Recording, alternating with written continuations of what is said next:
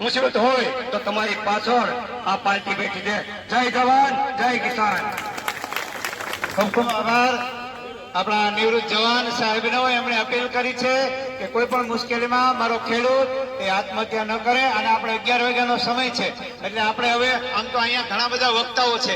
I am sorry, બધાને અમે ન્યાય નહીં આપી શકીએ કારણ કે આપણે સમય મર્યાદામાં કલેક્ટર સાહેબનો જે સમય લીધો છે એ દરમિયાન આપણે એમને અલ્ટિમેટમ આપવાનું છે. એટલે આપણે થોડીક સમયમાં, કારણ કે 11 વાગવા આવ્યા છે એ પહેલા આપણા કરશન બાપુને સાંભળી લઈ, પરેશભાઈ, બાલભાઈ અને ડાયભાઈ, એ ચારને આપણે સાંભળી બિલકુલ આપણે કાર્યક્રમ આપણો જે આગળનો છે ચલાવવાનો. કારણ કે માત્ર અહીં આપણે ભાષણ કરવા નથી, આપણે આપણા કામના રસ્તે આગળ વધવા આવ્યા છીએ. એટલે આપણે થોડીક સમયમાં આપણો આગળનો કાર્યક્રમ શરૂ થશે. પેલા તો 65 ખેડૂત જેલમાં છે ને મુક્ત કરો. જે ખડ્ડા પાર્ટીમાં છે ને પરણભાઈ તમે આગળ વધો, રાજુભાઈ તમે આગળ વધો. જય જવાન, જય જવાન, પરણભાઈ તમે આગળ વધો. કરશનભાઈ પ્લીઝ રિક્વેસ્ટ છે, કોઈ પણ રાજકીય નેતા કે કાર્યકર આ માત્ર ને માત્ર ખેડૂતો માટે છે. પણ એ પ્લેટફોર્મ અલગ છે, આ પ્લેટફોર્મ અલગ છે. કોઈ વાંધો નહીં. ભાઈ તમે કન્ટિન્યુ. વક્રતુંડ મહાકાય સૂર્યકોટિ સમપ્રભ નિર્વિઘ્નમ કરુ દેવ મે સર્વ કાર્યેષુ સર્વદા. ઓમ નમઃ પાર્વતી પતિ હર હર મહાદેવ. મજામાં? આપણે 2-3 મિનિટ વાત કરવી છે અને એ વાતની શરૂઆત પહેલા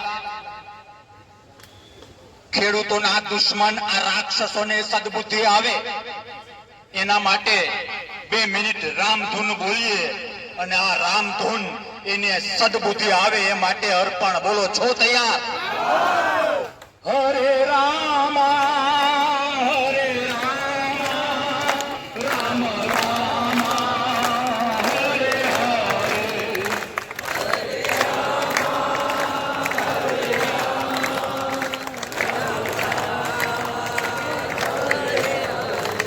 હરે કૃષ્ણ કૃષ્ણ કૃષ્ણ હરે હરે.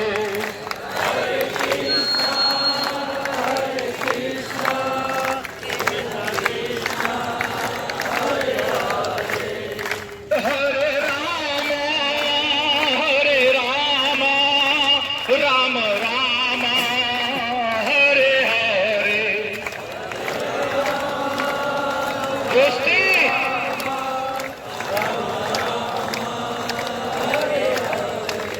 હરે કૃષ્ણ કૃષ્ણ કૃષ્ણ હરે હરે.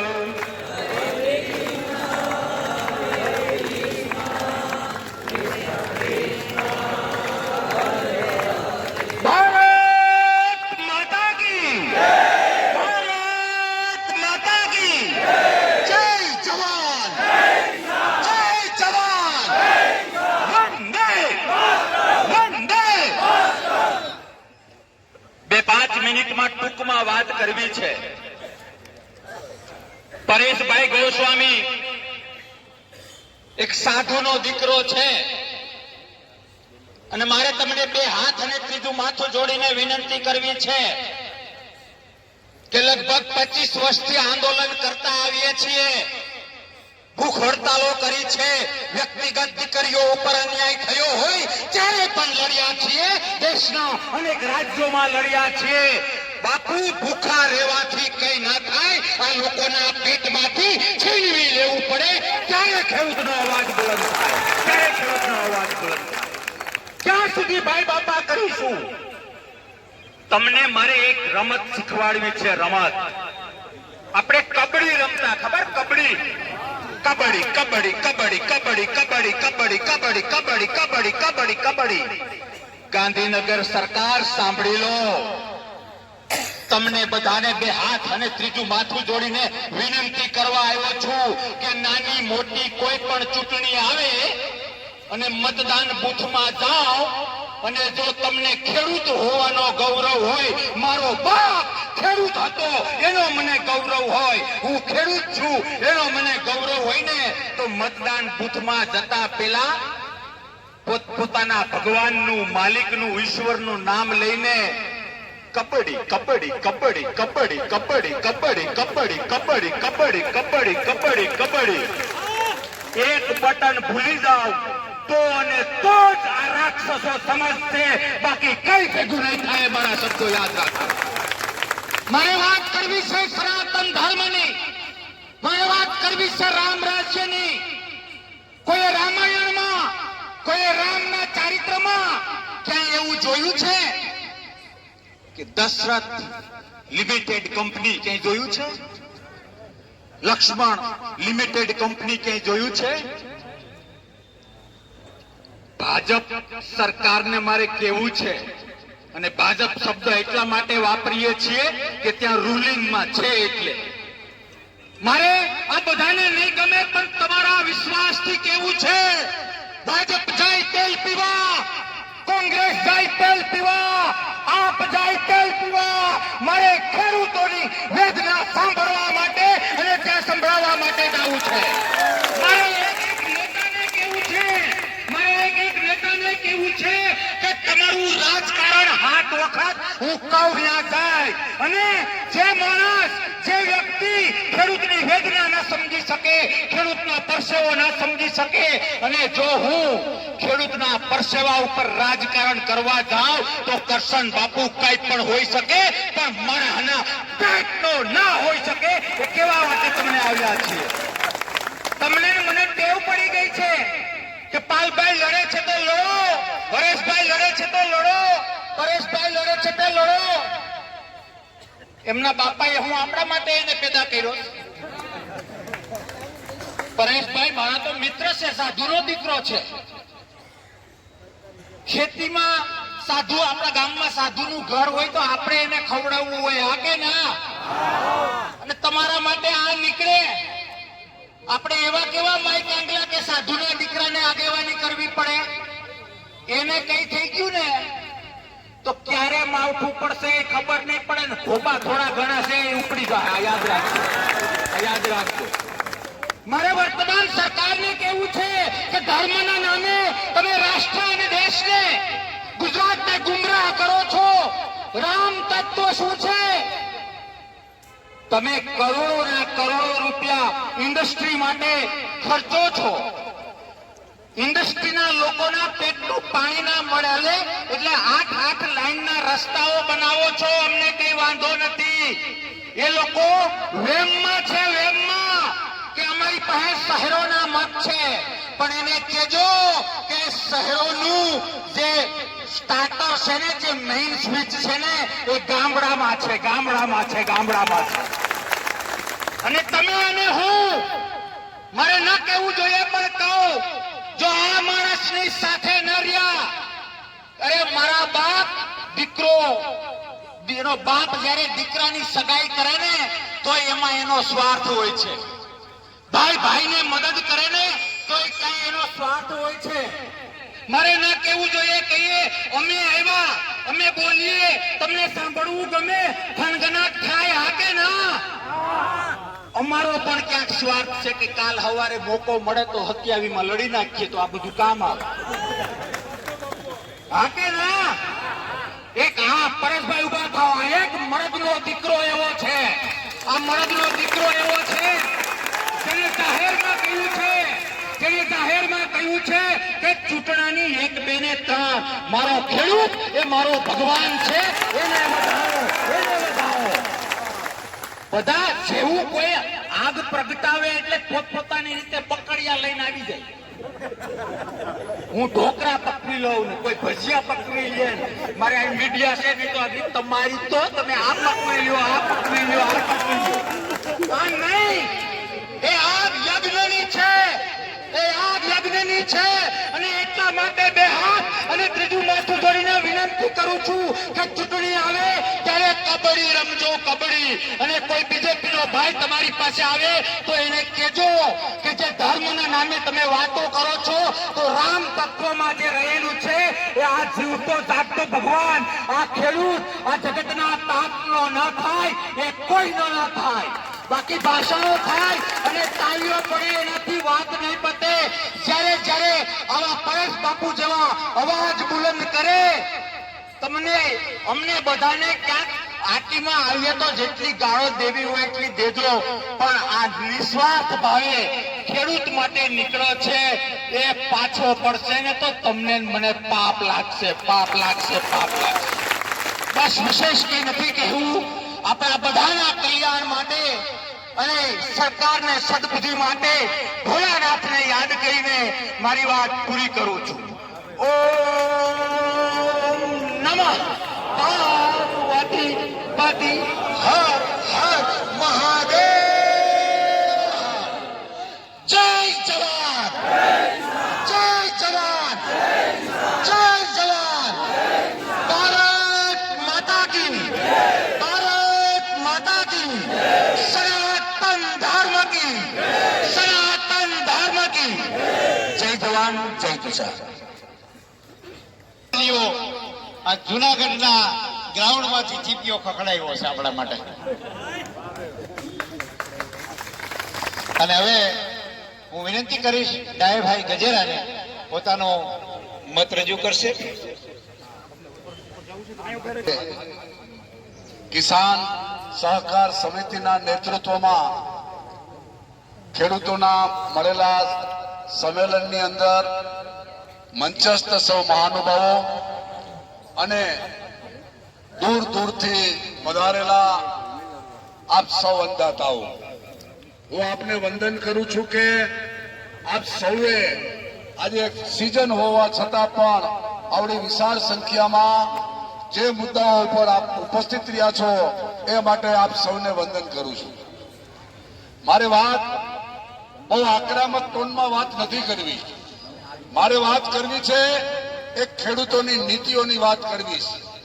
જ્યાં સુધી ખેડૂતો અંગેની વૈકલ્પિક નીતિઓ ના બને ત્યાં સુધી આપણે ગમે તેટલી માગણીઓ કરશું પણ માગણીઓની અંગે સરકાર હંમેશા આપણને અન્યાય કરવાની છે. આ વૈકલ્પિક નીતિઓ અંગે દેશના દિલ્હીની અંદર ચાલેલા સંયુક્ત કિસાન મોરચાના આંદોલનમાં માંગ કરી હતી કે ખેડૂતોને સ્વામિનાથન સમિતિની ભલામણ મુજબ ટેકાના ભાવનો ગેરંટી કાયદો બનાવો, ખેડૂતોના દેવા નાબૂદ કરો, કારણ કે તમારી નીતિઓના પરિણામે આ ખેડૂતો દેવાદાર બન્યા છે. અને પાક વીમા યોજના છે ચાલુ કરો અને પાક વીમા યોજના સરકાર હસ્તક ચાલુ કરો. આજે આપણે માંગવા એટલા માટે જવું પડે છે કે ખેડૂતો જે છે એ ખેડૂતોના પાક નિષ્ફળ થાય છે. એ નિષ્ફળ થયેલા પાકને જો પાક વીમો હોય તો આપણે હક માંગવા જવું પડે, આ ભીખ માંગવા ના જવું પડે. અને પાક વીમો એ આપણો મુખ્ય આધાર છે. આ પાક વીમાની વાત છે. અને સૌથી મોટું જે મહત્વની વાત છે એ છે કે ખેડૂતો આજે આ દેશની સેવા કરે છે. રાતથી રાત તડકો જોયા વિના કામ કરી આ દેશનું અનાજ પકવી અને દેશની જનતાનું પેટ ભરે છે. તો એમને શા માટે પેન્શન નહીં? એમને પેન્શન મળવું જોઈએ. 10 વીઘાનો ખાતેદાર ખેડૂત હોય અને એ ખાતેદાર ખેડૂતના દીકરાઓને એના મા બાપનું ભરણ પોષણ કરવું પડે. આ પરિસ્થિતિ આ દેશમાં જે થઈ છે એને બદલવા માટે આપણે સૌએ આવનારા સમયની અંદર સંગઠિત થઈને લડતો કરવી પડશે. લડતો વગર ઉધાર નથી. આપણને ઘણી વખત ભગતસિંહના વિચારો ગમે પણ ભગતસિંહ કોઈને થવું નથી. ભગતસિંહ જ્યાં સુધી વિચાર આધારિત આપણે થશું નહીં, આપણે લડશું નહીં, આપણે મેદાનમાં આવશું નહીં, આપણે એક થશું નહીં, ત્યાં સુધી ખેડૂતોની બદહાલી એમને રહેવાની છે. ખેડૂતો પોતે જે અત્યારે પરિસ્થિતિ ભોગવી રહ્યા છે એ પરિસ્થિતિ માટે સરકાર સંપૂર્ણ જવાબદાર છે. અને સરકાર જવાબદાર હોય ત્યારે ખેડૂતોની આ વ્યાજની માંગને સરકારે માગવી જોઈએ. એ માને નહીં તો આપણે આવનારા સમયની અંદર આંદોલન દ્વારા આ લોકશાહીમાં સૌથી મોટો અધિકાર આપણને જો કોઈ મળ્યો હોય તો એ આંદોલનનો અધિકાર છે. અને આંદોલન કોઈ પણ સંજોગોમાં થવું જોઈએ. સરકાર મંજૂરી આપે કે ના આપે, ગમે તેટલી રોકવાની કોશિશ કરે તો પણ આપણે આપણા આંદોલનોને મજબૂત કરવું પડે. ખેડૂત સમુદાય એ બહુ મોટો સમુદાય છે. એ કોઈ જ્ઞાતિ જાતિ કે ધર્મમાં વિભાજિત નથી. દરેક ધર્મ જ્ઞાતિ જાતિના ખેડૂતો છે અને આ ખેડૂતોને દરેકની પીડા એક સરખી પીડા છે. ત્યારે આપણી આ રોજગારી છે ખેતી, સરકારે રોજગારીની ચિંતા કરવી જોઈએ. સરકાર જ્યારે કર્મચારીઓને મોંઘવારી આપે, આઠમો પગાર પંચ આપવાની તૈયારીઓ કરે છે, તો ખેડૂતોને સ્વામિનાથન સમિતિની ભલામણ મુજબ ભાવ આપવામાં તમને ગાંઠા સેના વડે છે. પાક વીમો ચાલુ કરવામાં તમને ગાંઠા સેના વડે છે અને દેવું નાબૂદી કરવા માટે તમને ગાંઠા સેના વડે છે. આ માંગ એ આપણો અધિકાર છે અને આ અધિકાર આપણે ચૂંટવીને રહીશું. પરેશભાઈની સાથે ગુજરાત કિસાન સંઘર્ષ સમિતિ છે, સંયુક્ત કિસાન મોરચા છે અને સમગ્ર ખેડૂતો આજે હું કહી દઉં છું કે આ રાજકીય પક્ષ નહીં પણ આ ખેડૂતોની રાજનીતિ છે અને ખેડૂતોની રાજનીતિ એ આપણો અધિકાર છે. આપણી માંગ એ આપણો અધિકાર છે અને માંગ માટે આપણે સૌએ આગામી સમયમાં લડવા માટે જે કઈ કોલ કરવામાં આવે, જે કોઈ આંદોલન નક્કી કરવામાં આવે એ આંદોલનમાં આપણે સૌએ જોડાવાનું છે. એટલી વાત સાથે મારી વાત પૂરી કરું છું. ઇન્કલાબ જિંદાબાદ, ખેડૂતોની એકતા જિંદાબાદ. આ છેક હોય દયાભાઈનો જોમ જુસ્સો અને ખેડૂતો પ્રત્યેનું એમનું દર્દ જ્યારે છલકાણું છે ત્યારે એક ખેડૂત જોરદાર તાળીઓ છે. મારે હવે બે જ વક્તાને અહીંથી આપણે રજૂ કરવા છે. એ પહેલા થોડી પ્રોટોકોલ એટલે કે વ્યવસ્થાના ભાગે વાતો મારે તમારે ધ્યાને મૂકવી છે. હું આપને સૌને વિનંતી કરું છું કે આપ સૌ એમાં પૂરતો સહયોગ આપશો. કારણ કે આપણે જયારે કલેક્ટર સાહેબને અલ્ટિમેટમ આપીએ છીએ, નહીં કે આવેદન, જગદીશ મહેતા કહે છે ને આવેદનની તો સિંગડાળી એટલે આવેદન નથી આપણે. તો અહીંથી આપણા પરેશભાઈના નેતૃત્વમાં સૌ લોકો જોડાશે. આગેવાનો અહીંથી મારી મંચની એટલે જમણી સાઈડથી આગળના ભાગે થઈ આપે સૌએ પણ સાથે જોડાવાનું છે. બીજી બે ત્રણ મારી વિનંતી છે કે આમાં ખીચા કાતરું પણ હોય એટલે આપણા પાકીટનું પણ ધ્યાન રાખજો. એટલે અને ઈ હાથમાં આવી જાય છે એને આપણે પણ બીજી વાત, કોઈ કાકરી ચાળો કરી અને આપણને બદનામ કરવા આવે તો આપણે કોઈ ઉતાવળ નથી કરવાની. આપણી સાથે ખાકી વર્દી કે પોલીસ અહીંયા તૈયાર છે. એ કાયદાનું કામ કરવા માટે એમને આપણે સોંપી દેશું. આપણને બદનામ કરવા વાળા લોકો પણ અહીંયા હોઈ શકે એટલે એ પણ મારી વિનંતી છે કે એને પણ આપણે વ્યવસ્થિત રીતે કાર્યક્રમ કરશું. અને હવે પાલભાઈ આંબળિયા જેઓ અનેક વખત ખેડૂત